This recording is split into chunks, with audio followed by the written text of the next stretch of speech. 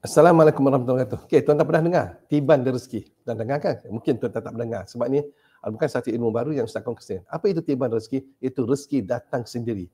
Anda tak perlu susah payah dalam urusan anda, tak perlu susah payah, tetapi rezeki tersebut akan datang dengan hanya amalan saja anda lakukan. Amalan tak banyak tuan semua, hanya anda baca 113 kali je dalam satu hari, dan dalam satu hari tuan semua, insya-Allah anda akan dapat kelebihan-kelebihan yang mana amalan ni akan menyebabkan orang kaya jadi semakin kaya, kalau orang miskin akan jadi kaya, orang kaya akan jadi makin kaya, dan kaya akan lebih kaya lagi, kaya raya lagi tuan semua.